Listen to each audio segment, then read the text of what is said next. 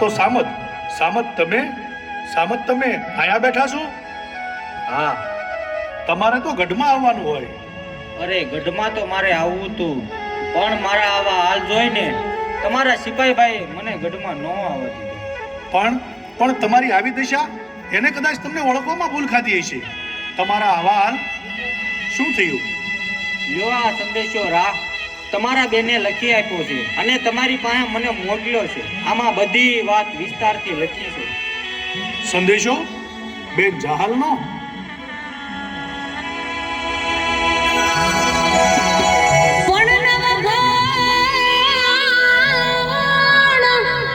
નવગાણ તારા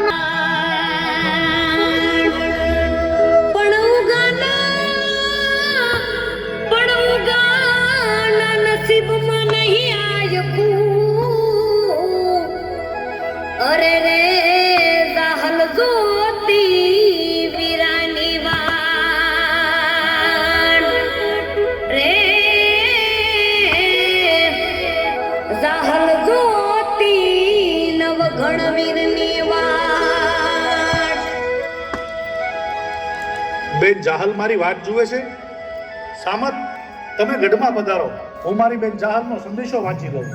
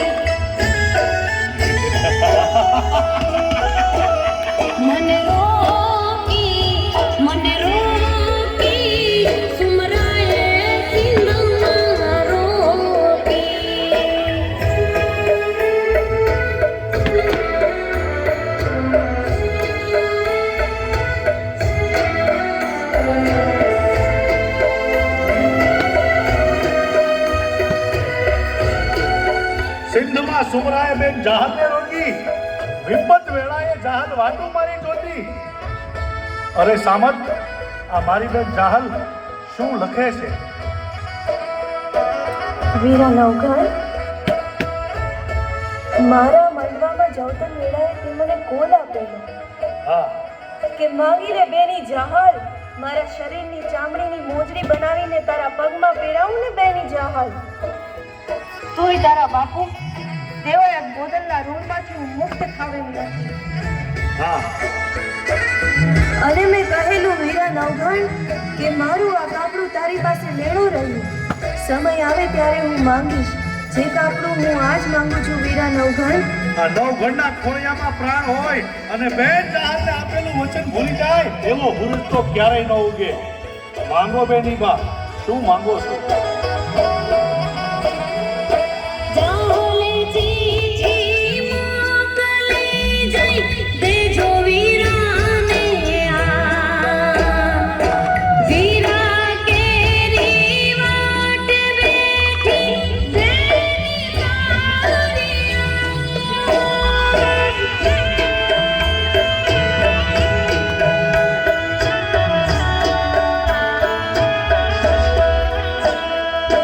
જાહલ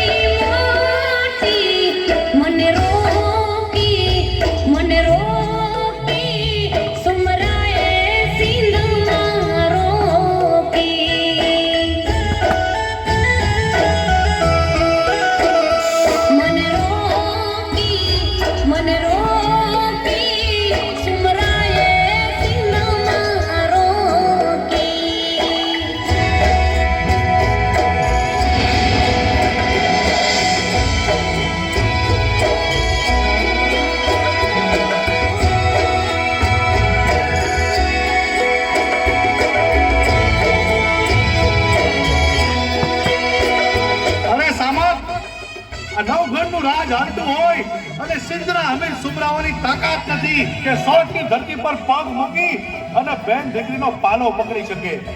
પણ આ જાહલમાં એવું તે શું બન્યું કે તમારે આ સોરઠ મલક મૂકી અને સિંધમાં જવું પડે? નીર ફૂટ્યા મારા ને હડકેવી ગોદારી થઈ ગઈ. દુકાળ કાજે સિંધમાં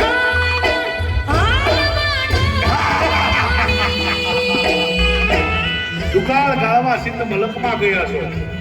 બેની માં તમારા ભાઈ નવગણને યાદ મોકલ્યો. બેની માં નીર ફૂટ્યા મારા ને હડકેવી ગોદારી થઈ ગઈ. દુકાળ કાજે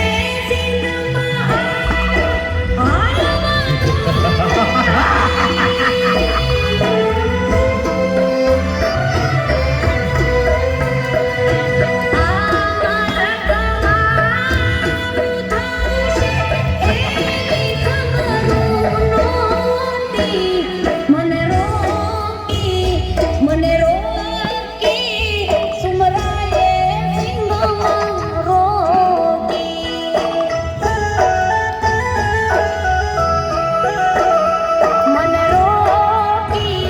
મને રોકી સુમરાએ સિંહમાં રોકી.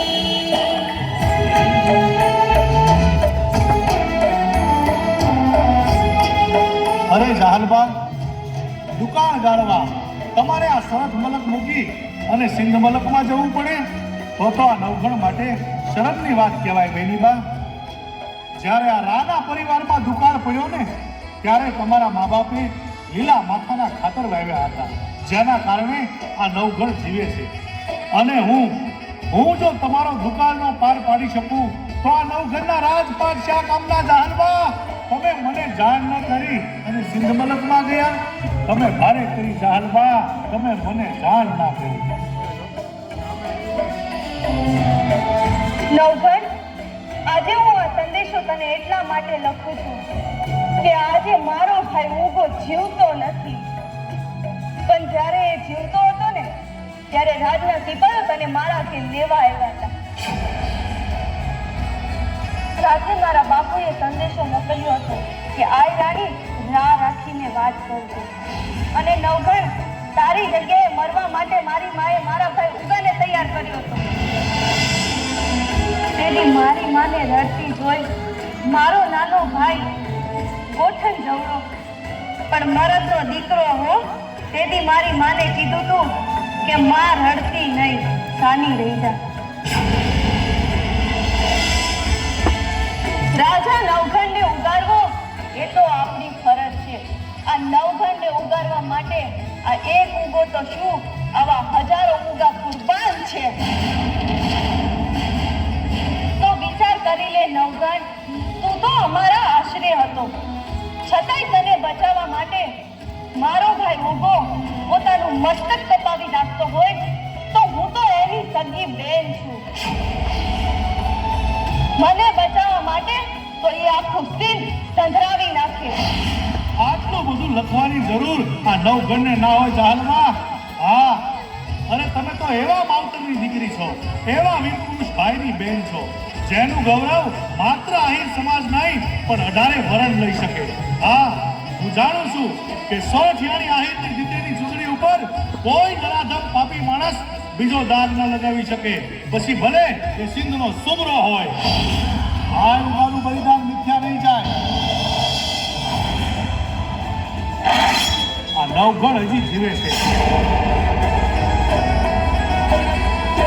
નવગણ કાજે નોતા ખાધા, નીકે ધરાઈને દાન. આશરા કાજે આહીરે આપ્યા, બેટાના બલિદાન.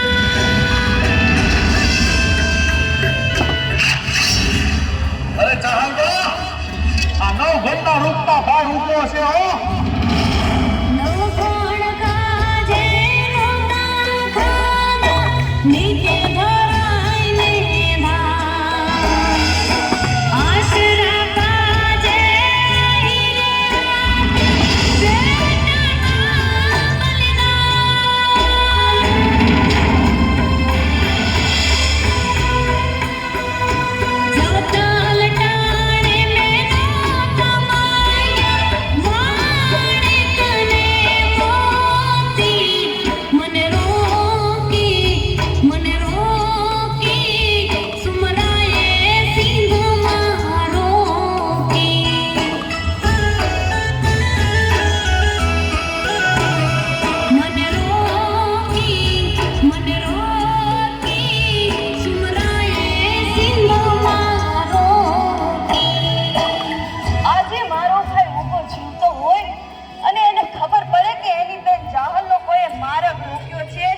તો એ મરદનું ફાટ્યું ચાલ્યું ના રે હો.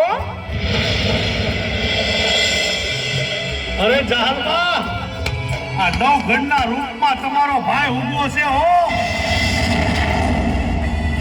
પણ આજે નવગણ ઊભો જીવતો નથી, એટલે મારે તને કહેવું પડે છે.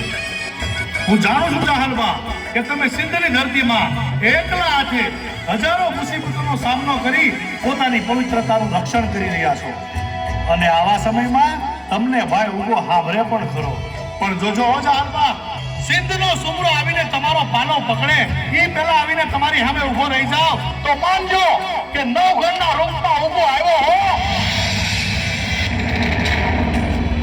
પણ તું એમ ના માનતો હો કે હું તારી પાસે મારી આબરૂની ભીખ માંગુ છું.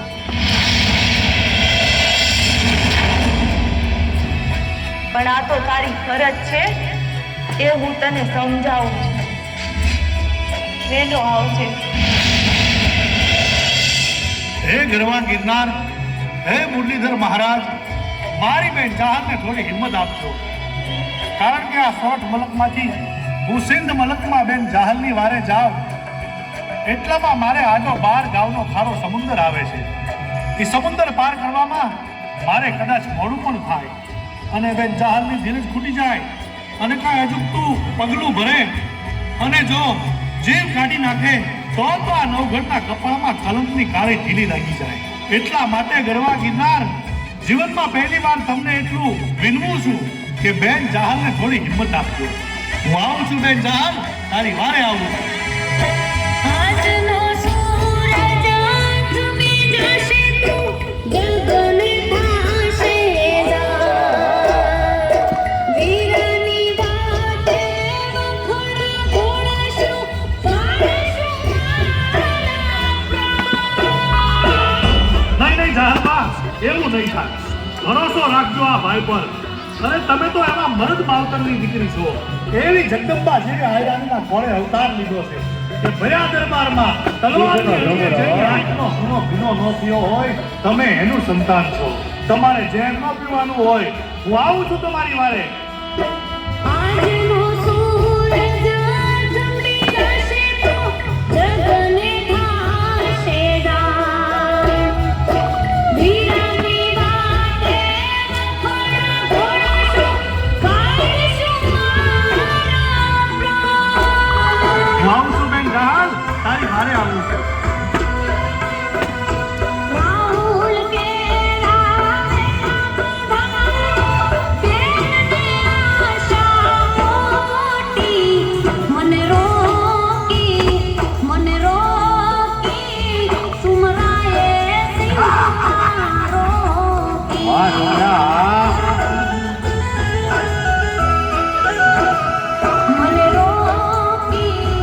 મને રોકી સુમરાએ સિંહમાં રોકી.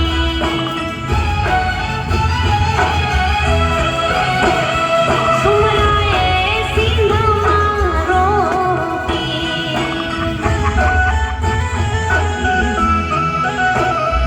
જાહલને સિંહમાં રોકી.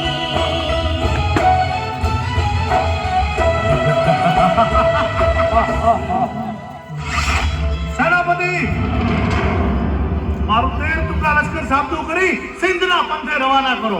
હવે તો સોરઠની ધરતી પર પહેલો પગ બેન જાહલ મૂકશે, પછી જ નવગણ. નહીંતર સિંધની ધરતીમાં સમાઈ જઈશ. અરે સોરઠ યાળી ચુંદડી ઉપર મીટ માંડનાર ના આ નવગણ રાય રાય જવડા કટકા કરી અને જોગણીઓના ખપ્પર ભરે છે. જય મુરલીધર, જય માં ખોડિયાર. अब बात भी जाओ जाहल. છેટો રહેજે કુમરા. આ જાહલને નાગણ પ્રાણ, કાતો તારો દી ખર્યો, કાતો આહીરથી અજાણ.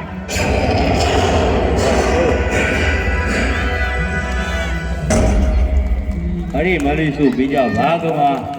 તાળીઓના ગડગડાટ